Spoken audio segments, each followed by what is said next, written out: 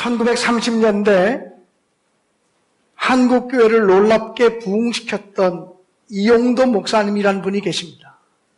감리교 목사님이시고 부흥 강사님이셨습니다. 그는 평양에 있는 형제들에게 보내는 편지에서 다음과 같은 자신의 신앙을 고백하였습니다. 예수다. 우리 신앙의 초점은 예수다. 소망에도 예수요, 인내에도 예수요, 기도에도 예수요, 찬송에도 예수다. 떠들어도 예수요, 잠잠하여도 그저 예수뿐이요, 생시에도 예수, 꿈에도 예수, 잠꼬대도 예수다. 먹어도 예수요, 입어도 예수요, 자도 예수요, 일하여도 예수다. 그저 우리 생활의 중심, 초점은 예수뿐이다. 오, 예수는 곧 우리의 모든 것의 모든 것이요, 또 우리의 생명이다. 오, 우리의 생명이신 예수여, 당신이 없이 우리는 살지 못합니다. 오, 우리의 진리이신 예수여, 당신이 없이 우리는 알지 못합니다. 오, 우리의 길이신 예수여, 당신이 없이 우리는 행할 수 없습니다. 오, 우리의 길이요 진리요 생명이신 예수여, 영원히 같이하여 주시옵소서. 예수님을 정말 뜨겁게 사랑했던 이용도 목사님은 예수님처럼 살려고 몸부림치며 사셨는데 지병인 폐결핵의 악화로 인해서 정말 예수님처럼 33살의 한창 나이에 자기 신앙의 동지들이 지켜보는 가운데 찬송을 부르며 운명하였다고 합니다. 이 세상에 정말 수없이 많은 이름들이 있지만 예수라고 하는 이름만큼 아름답고 존귀한 이름은 없습니다. 세상에서 가장 보잘것없는 식민지 국가에서 태어나 고작 33년의 짧은 생애를 사셨지만 예수, 그 이름이 정말 그토록 존귀한 이름이 되어진 까닭은 무엇일까요? 우리가 예수님의 이름을 가장 존귀한 이름이라고 이야기하는 이유는 무엇일까요? 무엇보다 우리는 예수님의 이름으로 구원함을 받기 때문입니다. 예수라고 하는 이름의 뜻은 여호와는 구원이시다라는 뜻입니다. 오늘 성경 본문에 보면 자기 백성을 죄에서 구하실 자, 이것이 바로 예수라고 하는 이름의 뜻이라는 것입니다.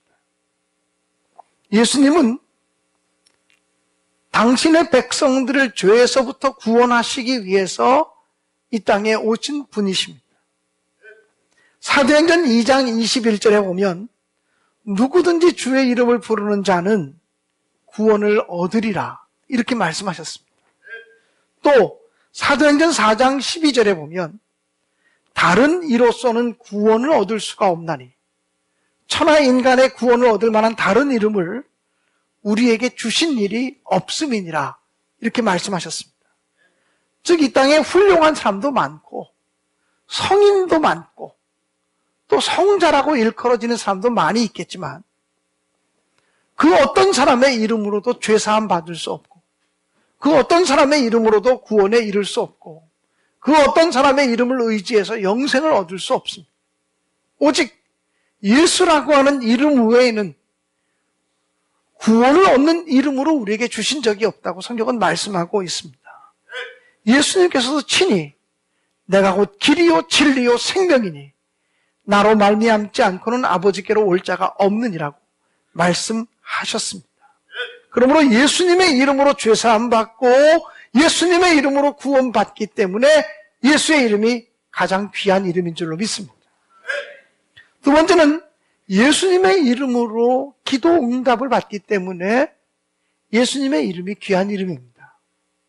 예수님께서는 요한복음 14장 13절에서 너희가 내 이름으로 무엇을 구하든지 내가 시행하리라 이렇게 말씀하셨습니다. 예수님이 예수님의 이름으로 기도하면 이루어주겠다고 말씀하셨기 때문에 우리는 기도할 때 예수님의 이름으로 기도합니다. 그래서 기도를 마무리할 때 예수님의 이름으로 기도합니다. 이렇게 기도를 다 마무리하지 않습니까? 여러분, 예수님의 이름으로 기도합니다. 예수님의 이름으로 구하면 응답하신다. 이 말이 무슨 말입니까? 내가 아무렇게나 구해도 맨 마지막에 예수님의 이름으로 기도합니다. 이렇게 말만 하면 하나님이 다 들어주시겠다는 걸까요?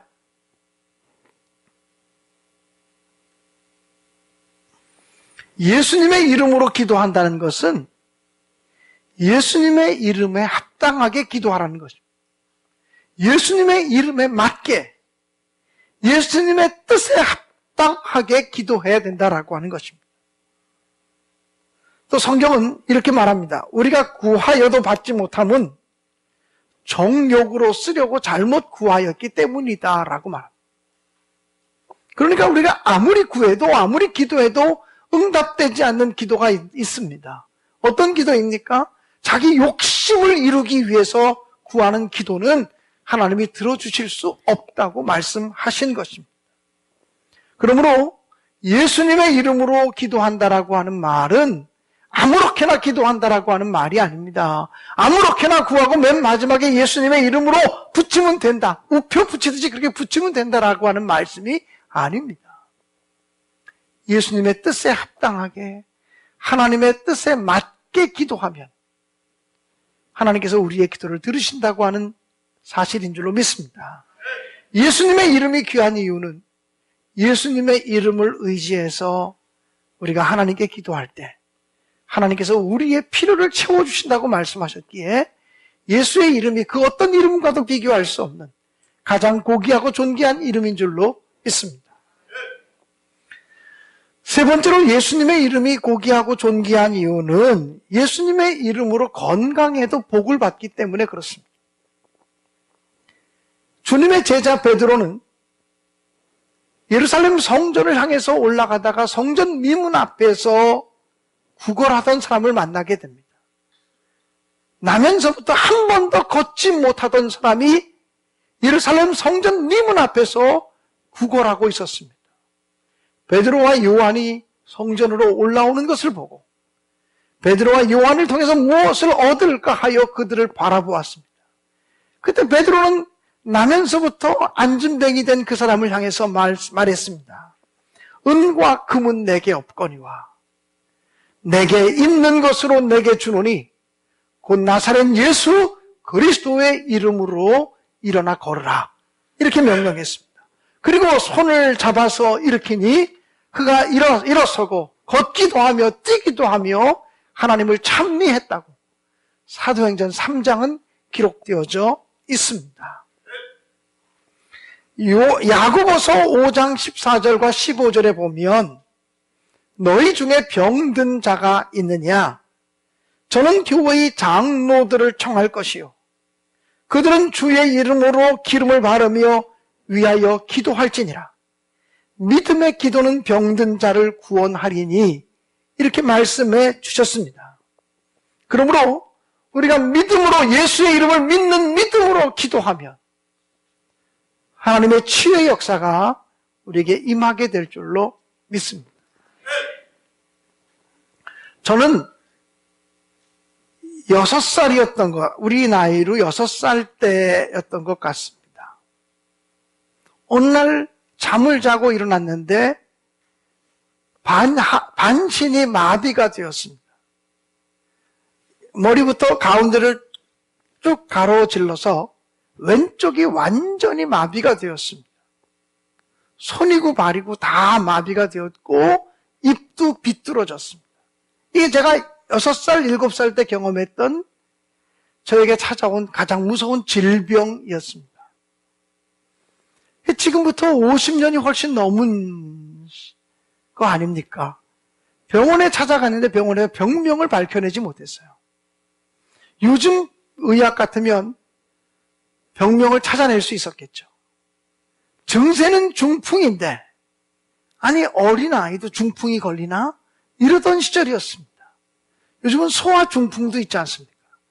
그런데 그 당시는 어린아이들에게는 중풍이 온다라고 생각을 안 하던 시절이었기 때문에 증세는 중풍하고 똑같은데 어린아이도 병이 걸리느냐고 병명을 모르겠다고 이야기했던 시절이었습니다.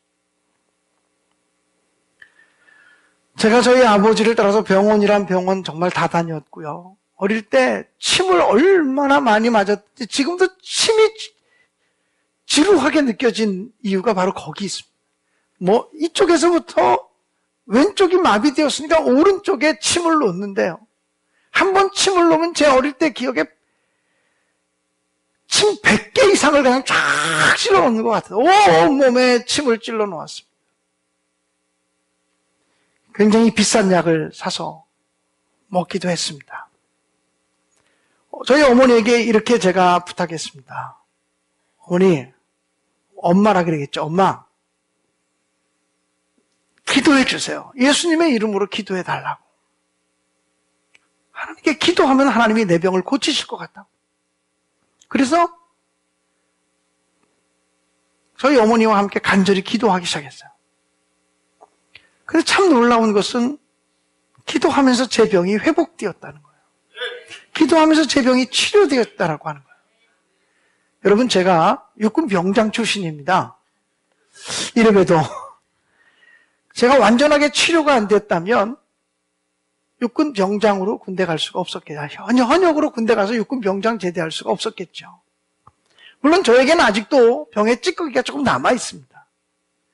저희 아내가 결혼할 때 왜 이 얘기 안 했냐고, 결혼하고서 알았다고, 속았다고 그렇게 얘기하곤 합니다만, 제 손끝 발끝에 사실은 약간의 그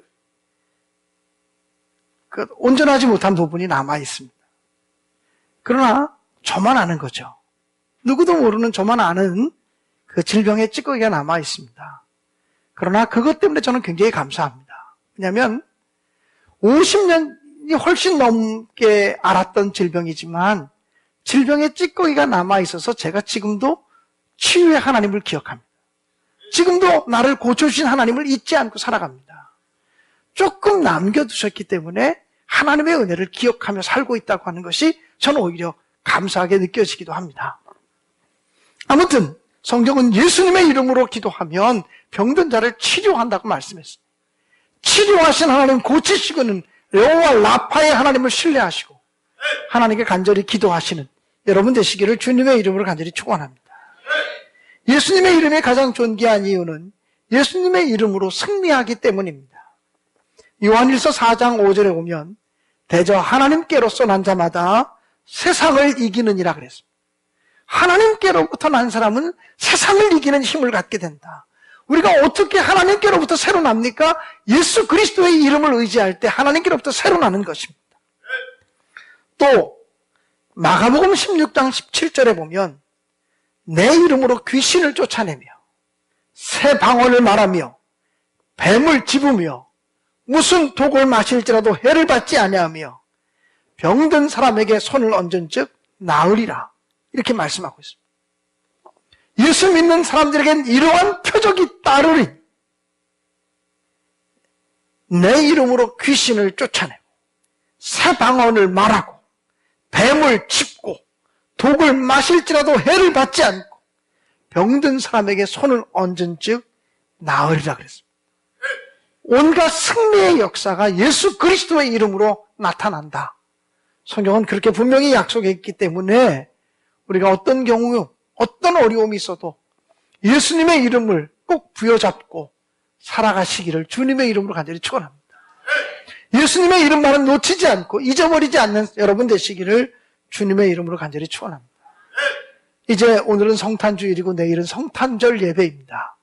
25일은 월요일이지만 성탄절이기 때문에 오전 11시 주일 예배를 똑같이 드리게 됩니다. 우리 교인들은 다 성가대원으로 봉사하기로 했기 때문에 10시까지 나오셔서 찬양 연습을 또 해야 될 것 같습니다. 사랑하는 여러분, 우리에게 예수라고 하는 그 거룩하고 존귀한 이름을 주신 날이 성탄절이라고 하는 사실을 기억하면서 기쁨과 감격을 가지고 성탄절을 향해 나아가는 우리 모두가 되어질 수 있기를 주님의 이름으로 간절히 축원합니다.